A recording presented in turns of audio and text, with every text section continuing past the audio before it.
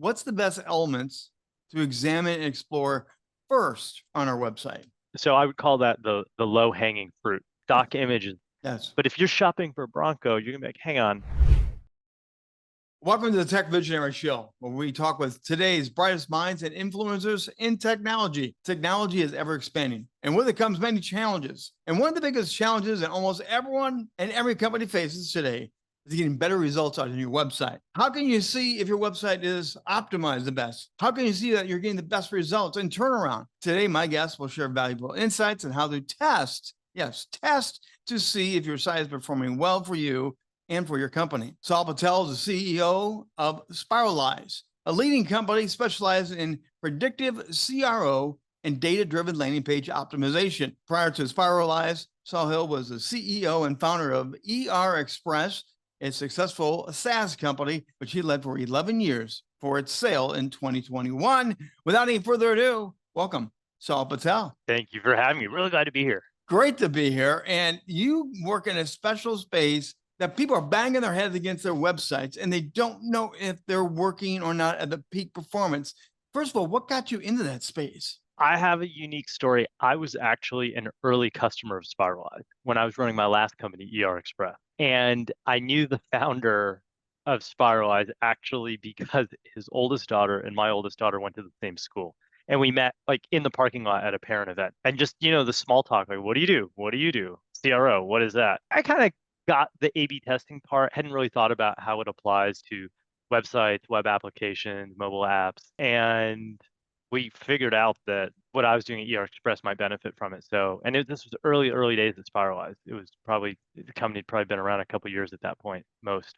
And I became a customer and I saw the value of the product and how well it worked and kept using it, stayed in touch with the founder. And then after I sold Express, now thinking about the next thing, we were just talking about like what are some possibilities and just brainstorming the way friends do. And he had really done an amazing job continuing to grow Spirals, and he was looking for a partner to help him take it to the next level. And there's some things he's good at, there's some things I was good at, and so I've been now CEO for about 2.5 years. Congratulations. Well, Great thanks. story. It is that just off the cuff conversation. That's often where the magic does happen. So congratulations. Well, thank you. And it works. We have most of the times when the founder hires a CEO, he or she's just ready to exit, and they're like, "Look, I just want to Yes. put it in safe hands. You're going to shepherd the business." Or the investor are saying, "We need to change out," and they're taken out kind of kicking and screaming. Right. And this is that third very unique scenario where the founder is still very much in the business. He's sitting 7 feet from me. And I think it works because I have a great appreciation for what it means to be a founder. I've been a founder, run my own business for 11 years. He was doing the founder CEO, both things, and realized the business had grown big enough where it needed both and it needed the talents that he had, and it needed the talents that I could bring. So before we get deep into A/B testing, which we're going to have the meat of our conversation around that, I do want to just ask, why are so many business websites not working this day? Before it was long pages, many information, tons of information. Now there's a shift to the straight one pagers, but why are they not working? Well, let's separate the world into maybe 3 places. Direct to consumer websites that kind of act as a brochure, but do their business on platforms like Amazon. Then direct to consumer businesses that maybe do some Amazon or very little Amazon, but you can actually transact there. So if you go to target.com, you want to buy some detergent, you can do it. You can buy it, you can get and go to the store, you have it delivered. Great. Do an app, do it on a website. And then the third is business to business website. And by the way, that's most of the world we live in is on the business to business side. About 80% of our business is B2B. I will say, I think on the direct to consumer side, they've got it maybe not totally figured out, but they've got it humming along. And, if you go to book a vacation rental on Airbnb, if you go to walmart.com, you want to buy some detergent, you want to go to Kroger, shop for groceries. Some of them are great, some of them are good, but there's just enormous competitive pressure in kind of the world of optimizing websites to make it easy for people to buy, or been happening now for at least a decade.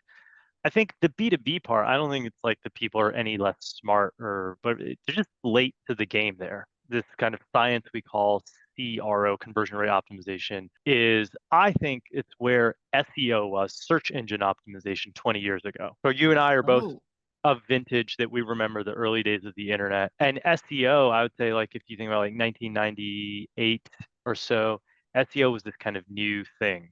2000, let's call 98 to about 2002, the early days of SEO. It was kind of exotic. It was kind of leading edge to do it. This idea that you could do stuff to make it easier for search engines to find you and to rank higher. Right. Now, most people do it. Now, again, some people do it well, some people do a little, some people do a lot, but it's just accepted as like part of what you do. And so I think CRO is the same place, especially when it comes to B2B.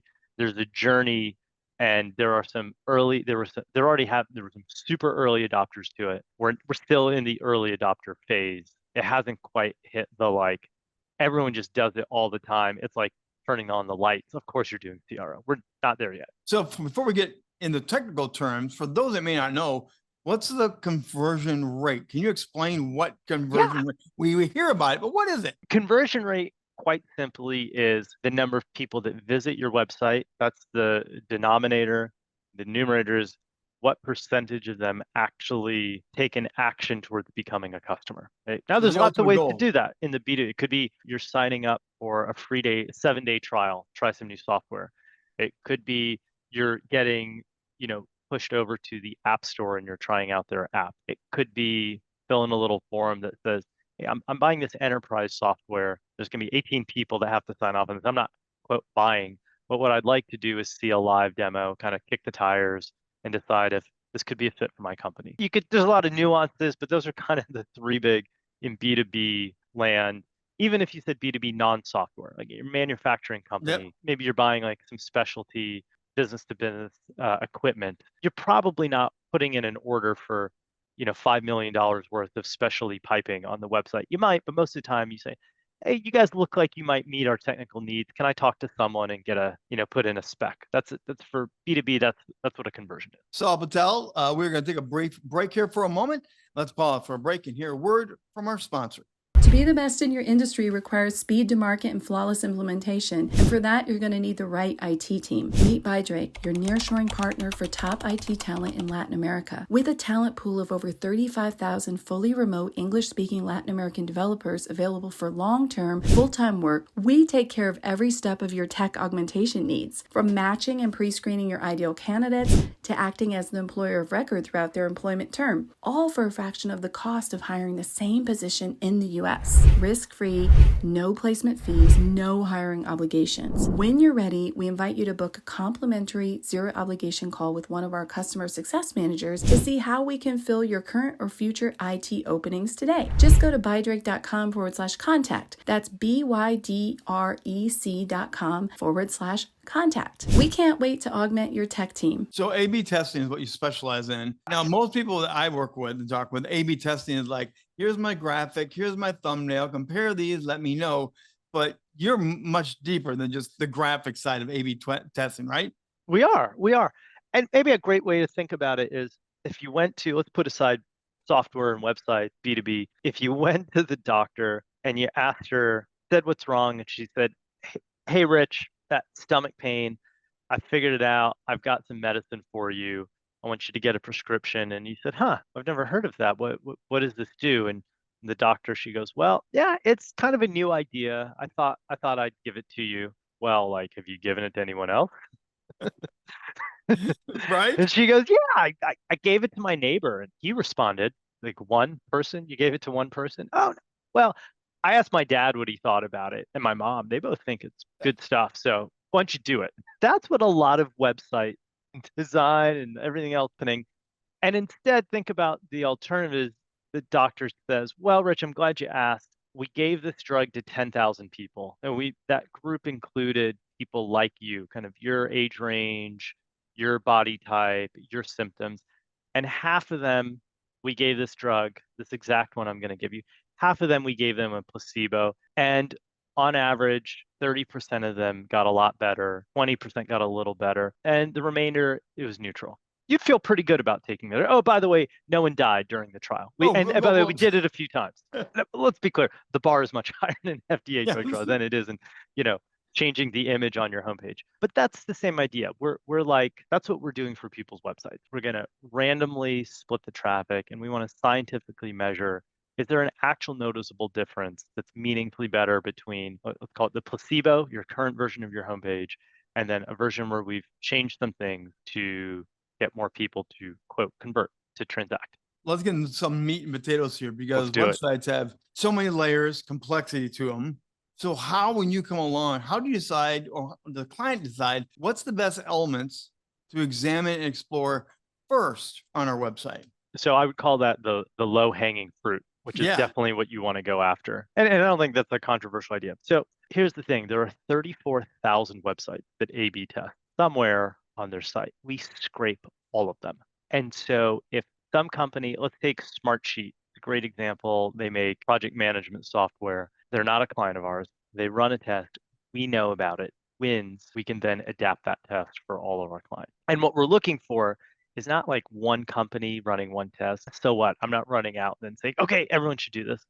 What we're looking for is similar companies. You see like 10 companies all run the same test and they converge on an answer. That's what we call a proven winner. Those are the kind of tests that I like to run. Those are the low hanging fruit. I give you three. I give you one for a homepage, one for a landing page, and one for a, we sometimes call like a squeeze page. That page where someone actually clicks talk to sales and now they're going to fill in a form because that's like, if you do it, the next action. Okay, homepage, great test to run, low hanging fruit. If you're and I'm going to narrow down the world a little bit just so we can be specific rather than just speak in generalities.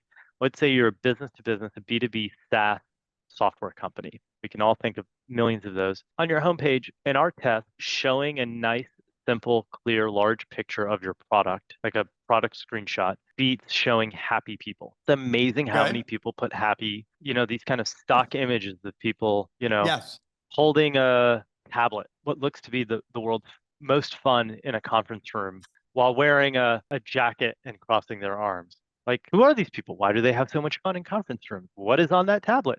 Why are you holding? I had one the other day. I saw they had a laptop, but instead of typing on it, they were holding it in the palm of their hand and typing. And I was like, no one actually uses the laptop. Like, if you did that, you misunderstand what a laptop is for. Why would you put that on your homepage? I can only speculate why so many people do it. But what the data shows is curious about your company and the product is what they want to see.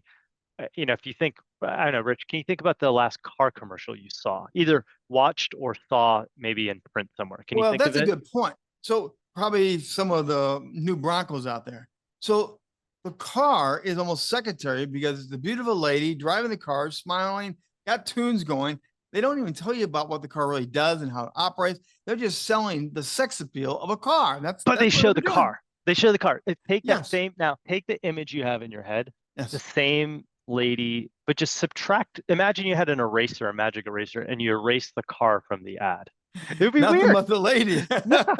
And you'd maybe create some oh, this looks cool, she looks cool, but like, would you know it's a car ad? Okay. And some of them you don't anymore. So that's kind of my point. You don't really know, but it doesn't tell you. So how you can do that with websites? How can you have the appeal and still give them good information? Yeah, and I think on a homepage, just show the product. And if you don't know what product to show, because you've got lots of products or it's a complicated, just ask your salespeople, hey, when you do a demo, what's the wow moment? They all know it. Take that image. And what you're trying to do is create some enticement. You're not trying to get them to say, this is the best product, better than the other three I've looked at. I'm ready to buy. You're just trying to get something that, what you just said, it evokes a feeling, a reaction that's like, oh, this is cool. This is it. Here's the first thing, though. You got to tell them they're in the right place. Okay? You're shopping for a Bronco. If they show a picture, I'm just going to pick something else, minivan. Minivan is a car. It does the job of getting you from point A to point B. Yes. But if you're shopping for a Bronco, you're going to be like, hang on, I'm not in the right place. So that's actually the first shop. So that clarity of message right away. It's got to grab them. It's got to be sharp, not overly salesy, right? No, just tell them they're in the right place. Your job in the first couple seconds is just to get them to stay. And you get that by creating extreme clarity. Just thinking, hey, I'm looking for a car. Am I on a car website? Am I looking at a car ad? Yeah, I'm shopping for a Bronco. Maybe now some of the audience may know, I want to buy a Bronco. Some of them may just say, hey, I want a car that offers me the benefits that a car like a Bronco. I may be indifferent between three brands, but I know I don't want a minivan. I don't want a Lamborghini. I want something that gives me Bronco-like benefits. So that's your job. That's the job on the homepage. Yeah. So when you come in and compare, scrape, do your whole A/B testing, are you comparing to other websites in the same domain? Or are you just comparing? We're looking for other similar companies similar audience, similar products, similar industry verticals, similar call to action. And what we're looking for is not just websites. We're looking for websites that have run A/B tests because we're actually scraping the test, not just the website. So if we see someone for 20 days in a row, there's two versions of the homepage they're showing. And on the 21st day, they're only showing the B version. Now we know their audience responded to that. So how long should you run an A/B test? You just said if you've That's had a great the question. pages. That's a great question. I like to run a test that is beating the control. I like to run it to what's called 95% statistical significance. I think today, let's not geek out too much on the stats. It gives me a high level of saying this result is real. Okay. Now, if the test is losing, I usually be a little bit quicker to kill the test. Like I don't need 95% certainty. Say this is underperforming your control. Stop the test and let's run a different test. So with this, people have already invested in their website. They paid good money. They have someone produce it. They put time into the weekends into it, all the labor of love, and then they have to spend more money to make sure it's running optimal. How often That's should right. you do these A/B testing? I would put in two categories. One is some testing is better than no testing. And within some feeling, a lot of testing is better than just some testing. There are diminishing returns, I want to say. Like I wouldn't tell anyone just test to kind of your heart's desire. On average, first of all, most companies don't test at all, which is not a smart idea. The companies that we work with that at least are doing some testing, they might run about one test a month. Our clients, so that means they run about 10 tests a year. Our clients, when they work with us, will run somewhere between 40 and 50 tests in a year. So you're always into this. You're always mining it, going back in. No matter how good it got, you're going to go mine it again. Yes. Why good way to put is it. that? There's three good reasons to continually test. One is it's just on the surface. Like if you don't test, how do you know? A second is the market, the competitive market is always changing. So I would say, just like imagine if you were an athlete and you wanted to compete, because the context here is it's a competitive market. If your first thing said, hey, I want to get in better shape, I'm going to go running every day. Like, that's great. It's good for you. That's a good outcome. But if your goal is like, yeah, I've got a race coming up. I want to achieve, I want to get a certain time. And I want to be in the top 10, my age group in this race. Now, you could train so that you get better than what you are. But at some point, you have to assume your people you're racing against are also training. If you don't keep testing, like let's say you do a quarter, hey, we're going to do this for a quarter. We're going to get better, maybe run a few tests. Great. And you stop there, like that's okay. Some of your competitors are going to keep testing and they're going to get ahead of you. The third is just the fact of life. You know, what worked yesterday doesn't necessarily work tomorrow. Which leads me to my next question, because the analytics, the algorithm are always changing. So does A/B testing help you stay up on top of that curve of the change? It does. It does. And let's just take it from the angle of like something that I think a lot of my clients are trying to go is like, okay, how do I get more traffic? How do I get the right kind of traffic? Yes. How do I rank better? There's this mysterious algorithm that's deciding the gods, the traffic gods are sending traffic my way. One of the things that will get people, I'm just going to say people, get algorithms. That sounds so nebulous, but get algorithms to send more traffic to your website is if when people come to your website, they actually stay there. Length of time. Conversion rates are one of the best ways to do that. And I'll tell, let's be more specific. One of the things that the search engines reward is if someone puts in let's say they put in running shoes. Google will, or whomever will show a bunch of results.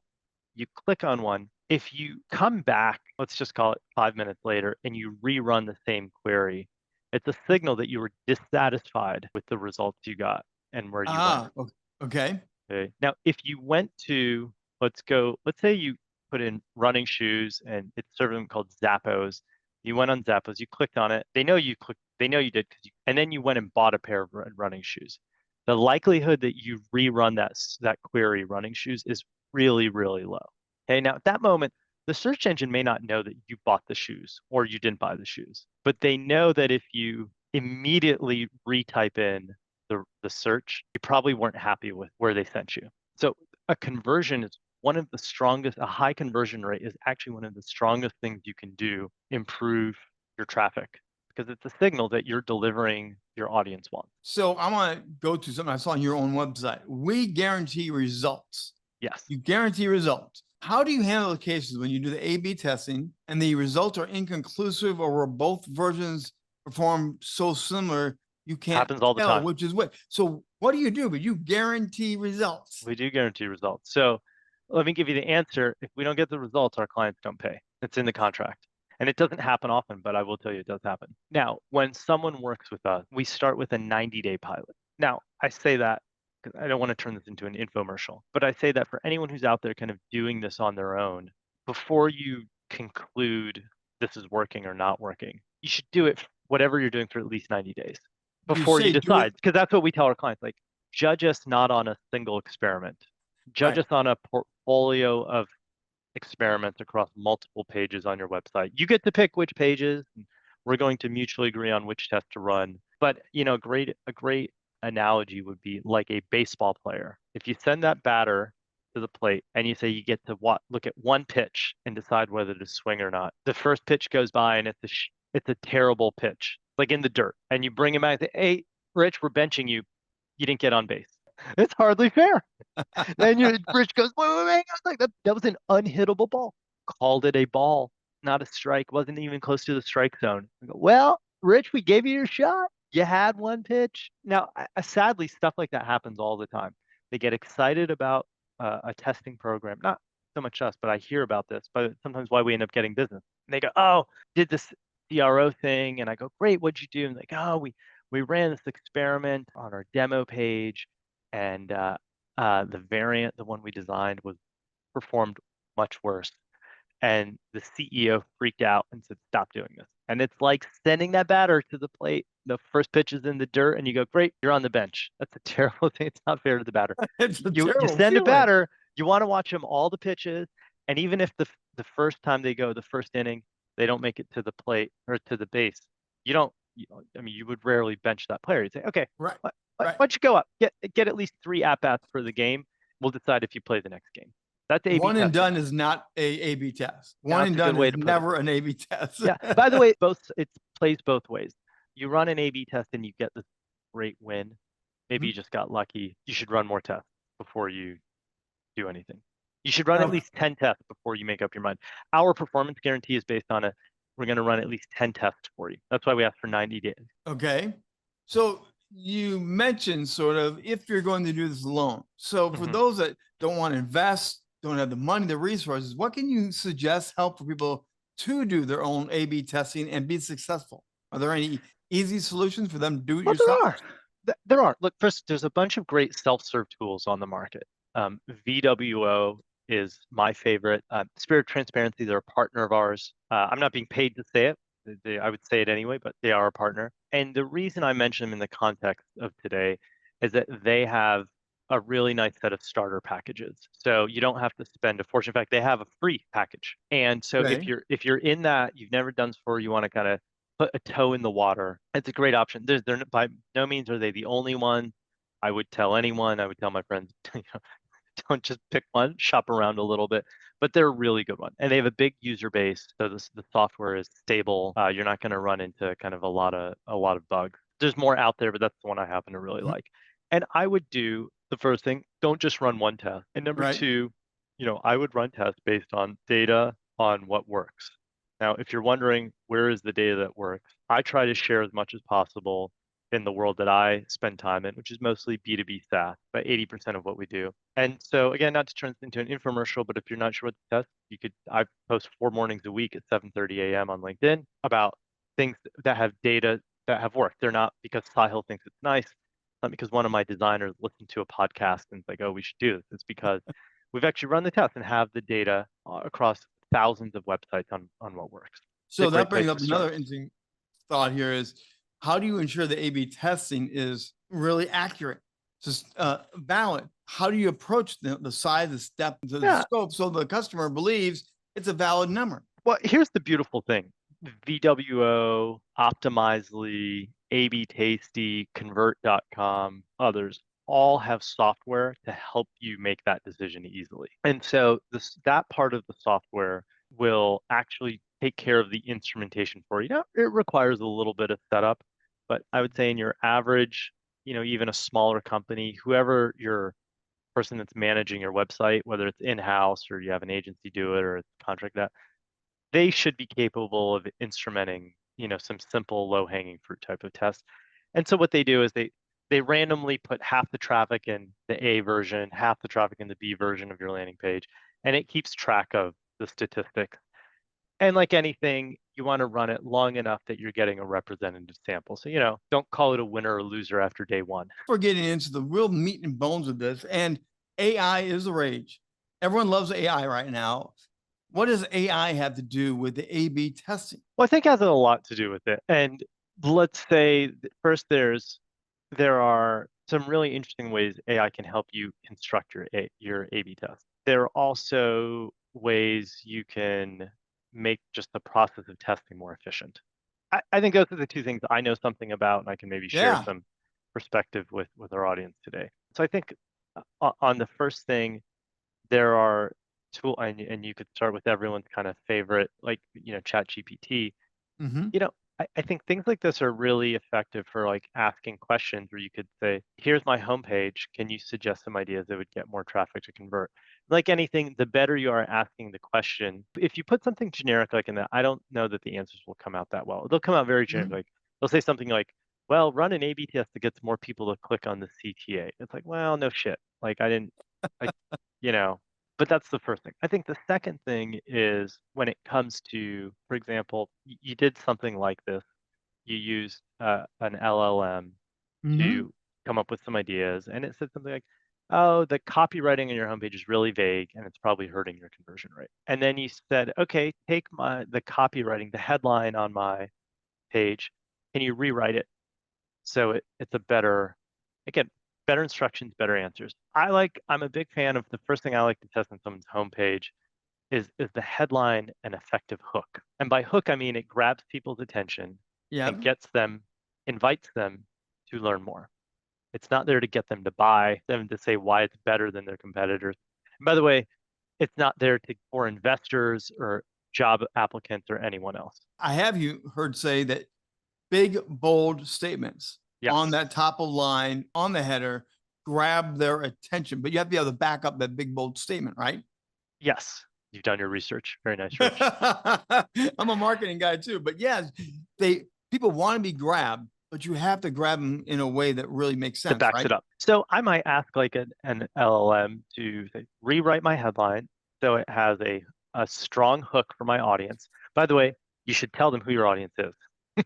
It's like, we make point of sale software for restaurants in suburban shopping centers, $20 per entree and lower margin. The more specific you can be, the better. In my experience, what these can do is generate recommendations for you for that copy and say, take my subheading. But the subheading is what should back up your heading.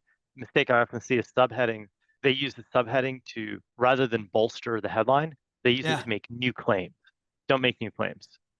Start with one claim and make that one claim believable. So I'd say take my subhead, rewrite it so it makes my headline more believable. And I think you can get a really good first draft from an LLM, and then human beings can polish it up and make it read so it doesn't sound like robotic. It makes it sound like, okay, how people like an AI wrote it, because you don't want it to sound like an AI. You want it to sound human. Yeah, and you want to avoid buzzwords and jargon. So that leads me into this whole ethical area. Right now, everything is trying to figure out how to rise above the noise, the chaos, be ethical. So what's the process when it comes to A/B testing and being ethical and not manipulating everyone to do what you want them to do? Here's the angle I'll take. I think if you're manipulating people, it ends up turning into a bait and switch. Yeah. And in the long run, bait and switch tactics result in low conversion rates because at some point people get that they've been switched. And I think what you should do to measure that and keep yourself honest is track the results of your A/B test, not just to who filled in the form, but how many of them then entered your pipeline and advanced through the pipeline. And you should measure on a cohort by cohort basis. So let's say you ran a test from November 15, December, let's keep it simple, November 1 to November 30. You ran a test for a month. What you should do is track everyone who was in that experiment, your control group and your variable group, and say, okay, 1,000 people were in the control group, 100 of them filled in the form. Wonderful. That's a 10% conversion rate. And of Right. those 100, 90 actually showed up to booked a meeting. Of the 90 that booked a meeting, 70 showed up. Of the 70 that showed up, when our BDR talked to them, she validated that they were a qualified target. And then you should repeat that exercise for your variable group. Same thing. And then compare the two. And the reason I'm being very detailed and tactical here on this is a mistake I've often seen is we run an experiment and they go, okay, 100 people filled in the form. It's great, better than we usually get. But only 20 of them actually showed up to the meeting. So this experiment is a loser because we're used to 40 people showing up for the meeting. I say, well, you should be very careful about making time-based comparison because Ah, if you say like, well, last month, 80% of people showed up for the meeting and this experiment only 20% did. So it's not as good. Well, who knows what was happening last month? Maybe you ran a seasonal campaign. Maybe it's just seasonality in your business.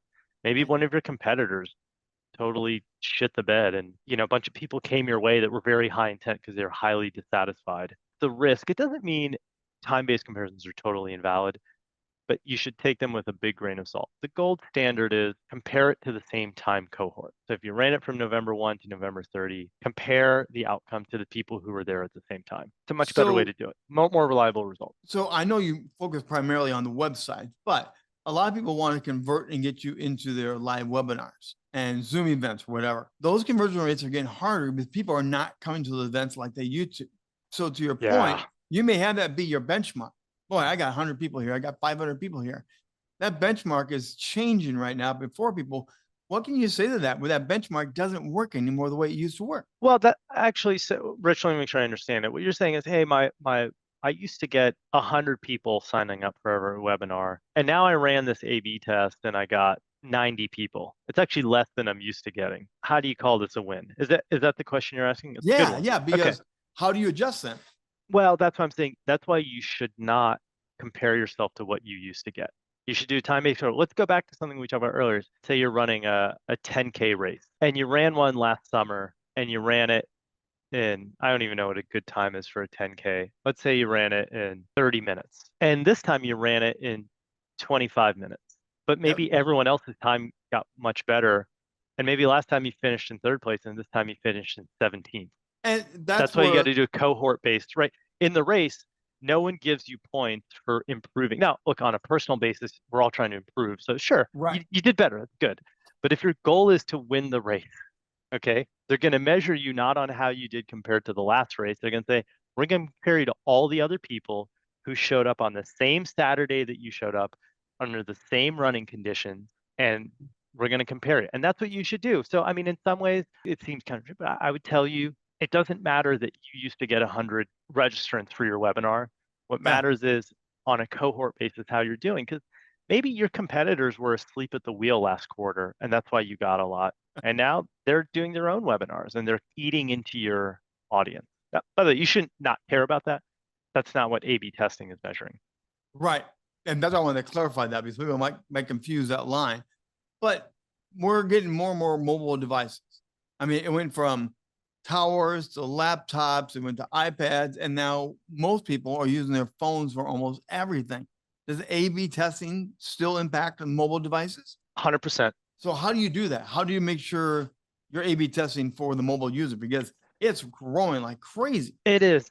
So one is you can absolutely split your analysis and look at the conversion rates by device type. Number two, it is not unusual that what works for a desktop user, let's say you have a landing page, optimizing for the desktop browsing experience doesn't necessarily mean you're optimizing for the mobile experience. And we've done things and we have clients that run different tests for mobile versus desktop. Which one should people focus on now? Should they be focusing more on the mobile devices?